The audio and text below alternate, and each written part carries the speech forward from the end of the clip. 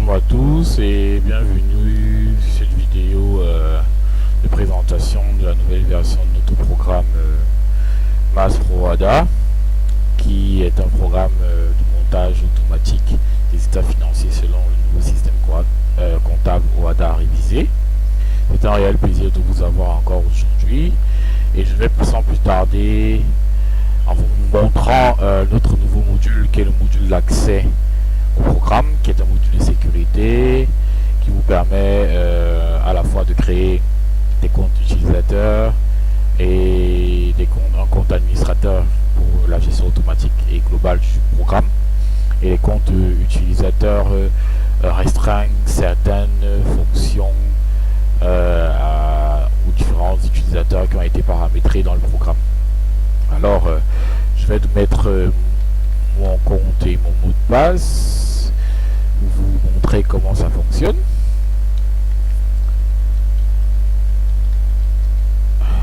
J'espère que j'ai bien écrit mon mot de passe. Je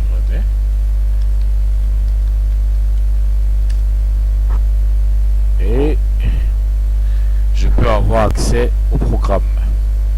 Alors vous connaissez très bien notre menu, ce menu qui donne accès aux différentes fonctionnalités, le menu principal, aux différentes notes surtout, mais surtout vous pouvez avoir accès au menu de la barre de menu qui est au-dessus de la fenêtre. Sans plus tarder, je vais aller au module initialisation pour montrer à ceux qui n'ont peut-être pas vu la première vidéo. L'initialisation permet d'introduire toutes les données de l'entreprise et renseigne les fiches de renseignement et la page de garde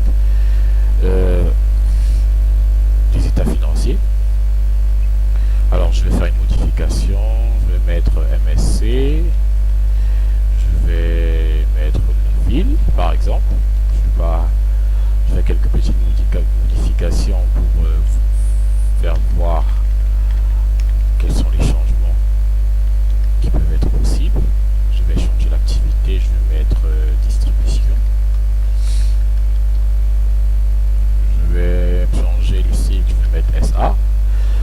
Je vais changer l'adresse, je vais mettre immeuble des cages par exemple, et je vais cliquer sur valider. Quand je clique sur valider, l'objectif c'est d'initialiser, et donc initialiser c'est vider toutes les états financiers et les notes afin qu'il n'y ait plus de données, parce qu'actuellement il y a une balance qui est intégrée au programme qui est la balance test. Je clique sur oui et c'est une façon de repartir de zéro et de permettre que les informations que j'ai renseignées dans le module d'initialisation soient mises au niveau des fiches concernées, l'en-tête des états financiers, des différentes notes et la fiche de renseignement, les fiches de renseignement aussi, sans oublier la page de garde. Alors quand je clique sur fiche R1, j'ai MSC, j'ai l'adresse, email des cages, j'ai la ville, j'ai aussi les différents, en quelque sorte, j'ai toutes les informations que j'ai renseignées dans le module d'initialisation. Toutefois, je peux introduire d'autres données dans cette fiche manuellement, comme par exemple là, je donne le nom de l'adresse, je dis Futso Daniel par exemple. Donc j'ai la possibilité de mettre toutes ces informations. Et après, je peux revenir à la page de garde pour vérifier ces informations. Donc j'ai MSC, j'ai MCQCL SA, j'ai l'adresse immeuble des cages, etc. Maintenant, je reviens au menu. Je vais intégrer la balance N qui est la balance test. Cette balance, je clique sur oui. Cette balance est au niveau du bureau, dans le dossier DSE Pro 18, qui est le dossier qui vient lors de l'installation sur votre bureau. Alors il a deux balances tests qui sont les deux balances présentes dans le guide d'application du système comptable OADA.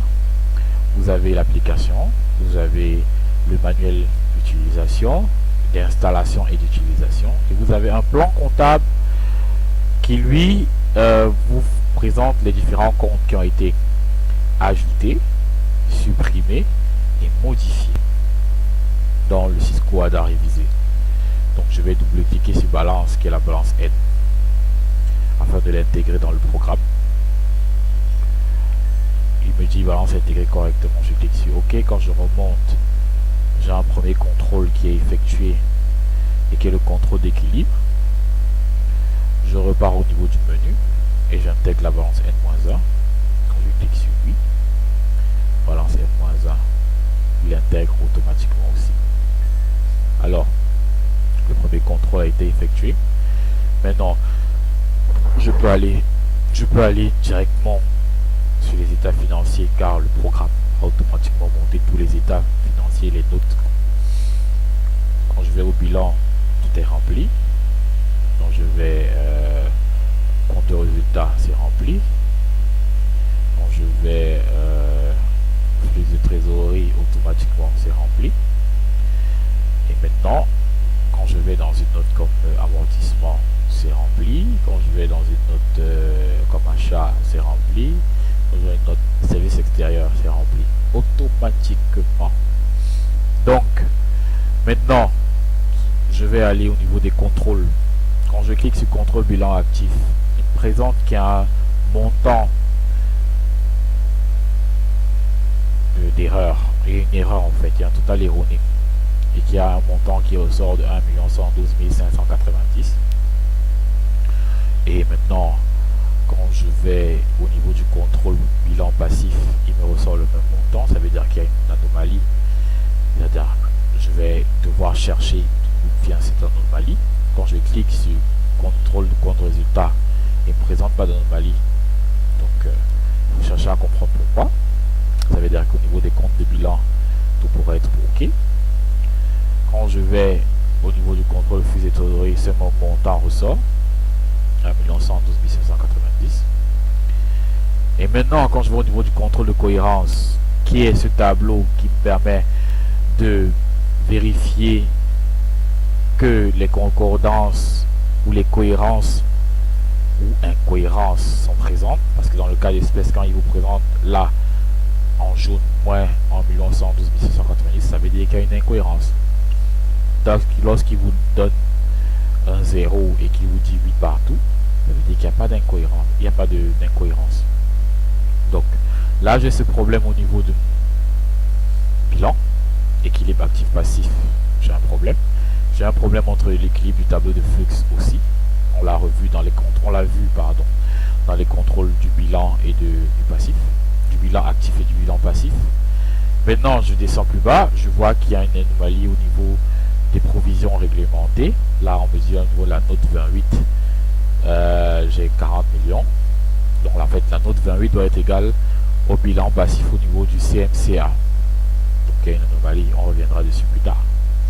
Je descends plus bas, je vois encore une anomalie au niveau du résultat. Donc, le résultat n'est pas bon. Je vais chercher à savoir pourquoi.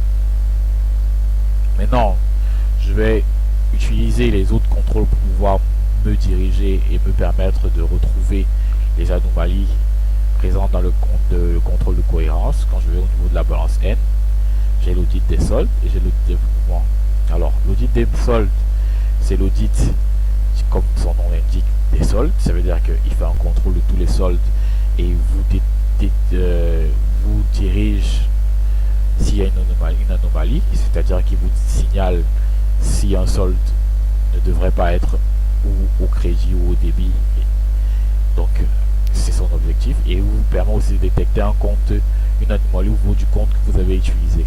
L'audit des mouvements, lui, il a pour objectif de faire un contrôle au niveau des mouvements et de faire un contrôle d'écriture et vous signaler s'il y a un déséquilibre au niveau des écritures standards selon OADA. Alors je vais commencer par l'audit des soldes. Je pourrais faire un contrôle des soldes par classe. Si je désigne une classe, il va faire ce contrôle seulement de cette classe. Mais lorsque je clique sur audit des soldes, il fait un contrôle sur toutes les classes. Alors je vais sans plus tarder faire un audit des soldes. Je vais cliquer sur oui. Je vais choisir 1 pour le contrôle des soldes de l'exercice et cliquer sur OK, parce que je peux aussi faire un contrôle au niveau des soldes des reports à nouveau. Je clique sur OK. Contrôle de la classe 1, OK. Puis j'attends le prochain contrôle de la classe 2. Lorsqu'il fait ça, il contrôle la classe 1, puis il me demande contrôle la classe 2. Je clique sur OK. Contrôle la classe 2. Il fait un traitement. Je vais vérifier les soldes. S'il y a un problème, il va me signaler le problème. S'il n'y a pas de problème, il continue. S'il ne détecte pas de problème, il continue à la prochaine classe. Donc là, j'attends qu'il fasse le contrôle de la prochaine classe pour qu'il me détermine s'il y a un problème au niveau des soldes. Il y a beaucoup de comptes de la classe 2. Donc, c'est tout à fait logique qu'il cherche comme ça.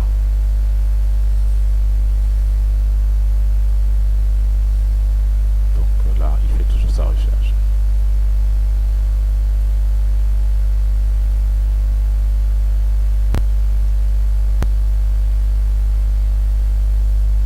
Et comme je vous ai expliqué dans la dernière vidéo, de présentation de la première version, le programme se greffe à Microsoft Excel. Quand il se greffe à Excel, il permet de la diffusion du programme, et la configuration minimale devrait être Microsoft Office 2013. Donc vous pourrez avoir 2013, 2016, 2019, donc 365, et il marchera. Les Microsoft Office inférieurs ne pourront pas accepter le programme. Je clique sur OK. J'attends qu'il contrôle la prochaine classe. Vous voyez bien qu'en bas, il a fait le contrôle. Je clique sur contrôle de la classe 4. Et il fait le contrôle de la classe 4.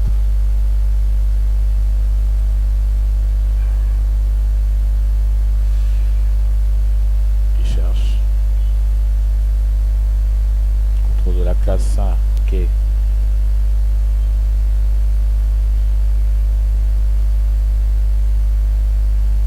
Il cherche. Vous voyez ici en bas, il cherche. Contrôle.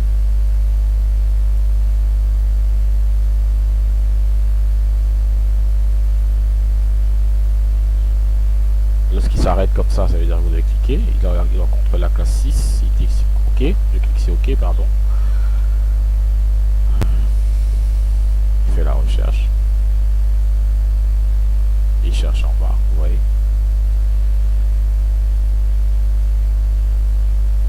Lorsqu'il clique, je clique sur la contrôle de la classe 7. OK. Là, il détecte, attention, le compte 702, 6 à un solde débiteur de 1 112 590.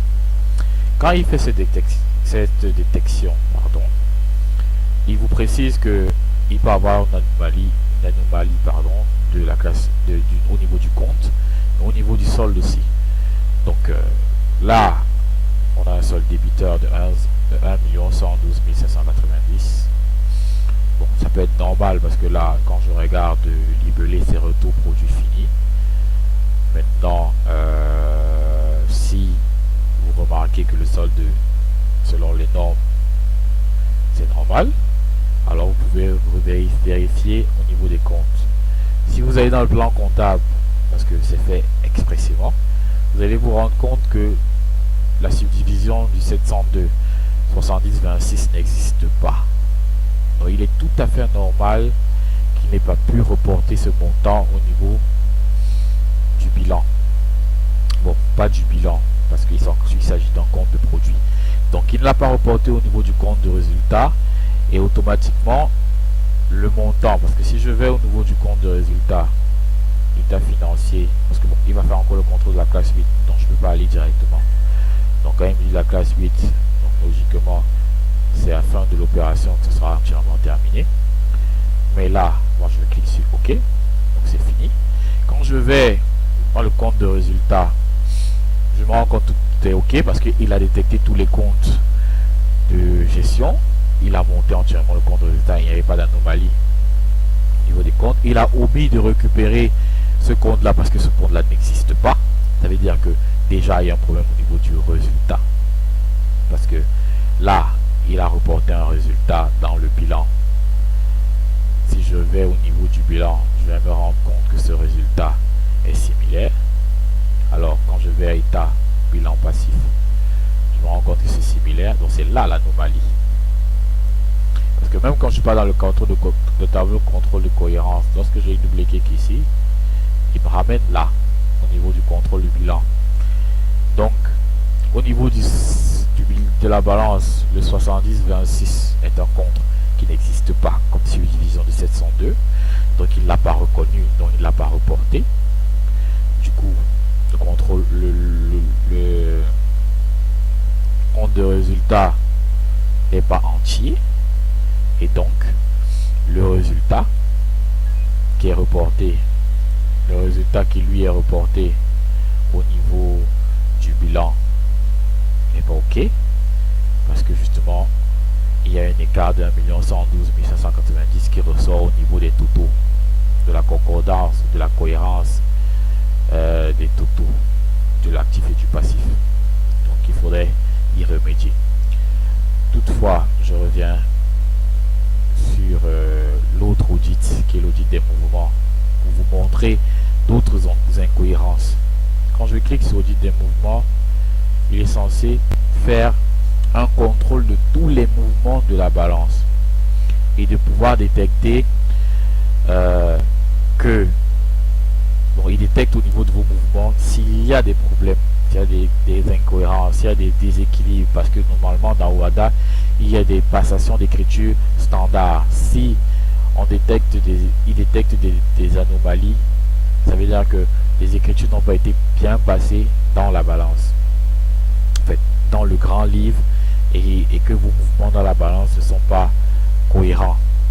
Alors il va faire un contrôle de ces mouvements, et au final il va vous montrer justement les écritures qui peuvent avoir des anomalies ou pas, et qui peuvent justement vous orienter. Dans le contrôle de cohérence tout à l'heure, nous avions vu au niveau des provisions une incohérence de 40 millions. Nous allons sûrement revenir sur cette incohérence, et je crois bien que l'outil des mouvements aussi vous permettra de comprendre d'où vient cette incohérence aussi. Donc il traite l'information et nous devons être patients et attendre qu'il ait fini son traitement, que le programme est fini son traitement. Je sais, vous direz que ça prend du temps, mais c'est normal, parce que autant vous aurez beaucoup de comptes, autant il fera un traitement plus long. Là il est terminé. Quand je remonte, j'ai par exemple ici dotation aux amorts. Vous remarquerez que 68 qui est dotation aux amortissements est de 41 557 720, mais qu'au niveau du crédit il y a un déséquilibre, parce que le 28 est à 19 259 644, ce qui n'est pas normal. Ça veut dire qu'il y a une différence de 22 296 76. Ça veut dire aussi que cette écriture a été mal placée. Ça veut dire que cette différence se retrouve dans un autre compte. Il n'impacte pas au niveau de vos états financiers. Il vous montre juste qu'il y a un déséquilibre, parce que l'écriture n'a pas été conformément passée. Alors quand on revient au niveau de la reprise de provision, pareil, il a détecté au niveau des comptes 19 6 701, mais au niveau des comptes de gestion, au compte de situation de bilan, il y a 6 701 530, mais au compte de gestion, au crédit, il n'y a pas de montant qui a été détecté. Donc l'écriture est sûrement déséquilibrée. Donc il faudra revoir au niveau de votre grand livre comment ont été passées les écritures, et automatiquement votre bilan sera modifié. Alors quand je descends plus bas, je vois ici dotation et reprise de provision réglementée. Vous comprenez que c'est la même chose qu'on a retrouvé dans le contrôle de cohérence. Ce montant 40 millions dans l'audit des mouvements, il nous dit dotation et reprise de provision réglementée. Nous avons le 15 40 millions qui a été passé au crédit, mais nous n'avons pas le compte de gestion le 85 qui est dotation. Non, nous avons oui, en fait c'est une écriture de dotation dans le cas d'espèce. Dotation de provision qui est de 96 qui n'a pas été passée, alors que au niveau du 15, le montant a été passé. Si je vais au niveau de ma balance, je pourrais vérifier ça. Là, quand je regarde, je vois 15, provision spéciale de révélation. Je vois 40 millions passer au débit, au crédit, pardon. Vous voyez? Mais quand je descends plus bas, au niveau du 85, est-ce qu'un compte a été passé au débit? Non. Voilà, il n'y a pas de 85. Donc il a détecté l'anomalie. Et si je vais au niveau du contrôle de cohérence, je vais retrouver ces 40 millions. Lorsque je double-clique au niveau du contrôle de cohérence, il me renvoie à la note concernée. La note 28 ici n'a pas les 48 millions. Les 40 millions, pardon, je m'excuse. Il n'a pas les 40 millions. Pourquoi il n'a pas les 40 millions? Parce que justement, ces 85 n'avaient pas été passés. Lorsque le programme aura détecté les 85, il va venir mettre ça ici. Ici, pardon. Au niveau de la dotation hors activité ordinaire. Parce que le 85, c'est dotation aux amortissements hors activité ordinaire. Donc, il va reporter ces 40 millions ici. Si on part au niveau du bilan passif, vous voyez que la provision réglementée, il y a ces 40 millions. Mais au niveau de la note 28, qui est provision inscrite au bilan, il n'y a pas la provision qui est le 85. Donc, l'audit des mouvements vous aide à pouvoir détecter ces incohérences. Et bien évidemment, il y a d'autres contrôles des opérations. Mais dans le cas d'espèce, le programme n'a rien pu détecter. Parce que là, il va falloir contrôler les opérations sur les marchandises, sur les produits et matières premières et sur les opérations financières. Ça, c'est les différents contrôles qui vous permettent justement de modifier votre balance selon les normes OHADA révisées. Maintenant, je vous présenterai un autre module qui est la balance pro forma. Ici, la balance pro forma. Le programme ou le module vous permet de détecter les comptes de l'ancien système dans votre balance et de vous permettre de faire les modifications pour les passer au nouveau système. Alors sans plus tarder, je vais vous faire un test. Je vais aller dans la DSF Pro 2018 et je vais ouvrir la balance N-1. Bon, la balance N-1, je vais copier cette balance, toutes les données de cette balance, des comptes et les montants. Je vais copier dans Excel et je vais revenir dans le programme. Je vais coller ici. Je vais cliquer sur conversion balance pro forma et je vais confirmer l'opération. Là par exemple, il me détecte un compte déjà. Il me dit que le fameux, parce qu'il est là toujours en train de traiter, que ce compte de provision vos pensions et obligations assimilées n'a pas été traité correctement ou doit être traité de cette manière. Parce que il me dit la méthode actuelle d'évaluation est obligatoire pour les entités présentant des comptes annuels non IFRS et facultatifs pour les autres entités. Lorsque l'entité souscrit un contrat et que le paiement des indemnités de fin de carrière incombe actuellement à l'entité, le versement des primes à l'assuré est comptabilisé au début du 1962 par le crédit du 52. La provision globale des engagements est comptabilisée chaque année au début du 69-11 et 69-71 par le crédit du 1961. Lors du paiement des indemnités de retraite aux bénéficiaires, les comptes 1961 et 1962 sont contrepassés pour être soldés. Donc il y a déjà une anomalie au niveau de ce compte. Bon, il va continuer le traitement lorsque je clique sur OK. Donc, s'il détecte d'autres comptes, il va me signaler.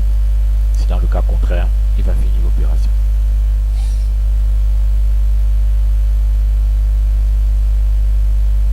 Nous attendons que le traitement se fasse jusqu'à la fin de l'opération.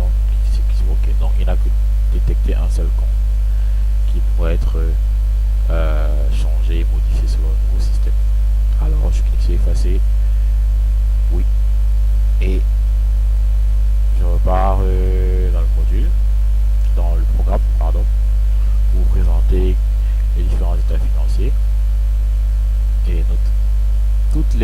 sont automatiques, comme je vous ai précisé sûrement au début de la vidéo. Et toutefois, il y a des autres, donc des tableaux qui sont renseignés manuellement, comme par exemple le cas d'espèce de dette à 1 an ou plus d'1 an et à 2 ans ou plus, dette plus de 2 ans. Ici c'est manuel, parce que justement le programme ne pourra pas reprendre l'information automatiquement dans la balance, donc vous devez les renseigner manuellement. Contrairement à ici où c'est automatique et il me renvoie au niveau de la balance. Donc tous les tableaux, même au niveau des tableaux de liquidation des taxes, dans le cas du Cameroun, nous avons des tableaux de liquidation de taxes qui sont remplis aussi automatiquement. Mais toutefois, il y a des données manuelles que vous devez introduire. Dans le cas d'espèces, vous avez des réintégrations, des déductions qui doivent être intégrées manuellement et reportées dans le tableau de détermination de l'IS. Ici, à la compte versée, il y a le 41 qui englobe les versements. Si je supprime, je reviens au niveau du tableau de l'IS, la compte versée est de 0 parce qu'il n'y a plus d'informations. Dans le cas de la TVA, c'est manuel. Si je mets un montant 12 millions par exemple comme livraison des biens, il va calculer la TVA, il va le reporter au niveau du 43 et maintenant avec le montant des versements effectués, je peux avoir la TVA nette à payer ou le crédit de TVA. Donc, tout ça c'est manuel. Donc vous avez un programme entièrement automatisé qui vous permet de faire un traitement rapide. Vous pouvez justement au niveau des notes aussi effectuer vos commentaires en manuel, parce que par exemple dans le cas d'espèce, le programme vous présente comment vous devez commenter. Là il s'agit du tableau 30, il y a un autre 30, contre-chargé de produit. Le commentaire qui doit être passé, c'est le commentaire sur les variations significatives. Vous pouvez effacer cette donnée. Pardon, oui. Vous pouvez effacer cette donnée. Vous pouvez effacer cette donnée et vous pouvez faire un commentaire. Le cas d'espèce. Qu'est-ce que je fais? Alors je dois changer la police. C'est simple, c'est normal, ça marche pas. Ok. En tout cas, vous pouvez faire toutes les modifications que vous voulez ici, comme vous voulez. Au niveau du commentaire, je peux faire un commentaire. Donc, le champ est ouvert. Après avoir terminé, vous avez la possibilité de retourner au menu, de sauvegarder, d'exporter, d'imprimer. Vous pouvez aussi spécifier au niveau de plan quelles sont les notes que vous voulez imprimer, parce que lorsque vous cochez là, vous avez la possibilité d'imprimer juste les notes qui ont été cochées à A. Si vous voulez décocher, vous recliquez dessus. Là, je peux effacer et je peux remettre. Et lorsque vous cliquez sur impression ici en bas, il imprime juste les notes que vous avez signalées, cochées. Alors, je pense avoir fait le tour du programme et je suis très ravi d'avoir fait cette vidéo. J'espère que vous êtes particulièrement comblé par toutes les démonstrations qui ont été faites lors de cette vidéo. Vous avez la possibilité de contacter Mass Consulting à ces numéros du Cameroun afin d'acquérir le programme. Le site internet sera très bientôt disponible et vous pourrez avoir toutes les informations sur le et les programmes de Mass Consulting, qui est un cabinet de conseil et de solutions IT. C'est un réel plaisir de vous avoir fait cette vidéo. Je vous donne rendez-vous plus tard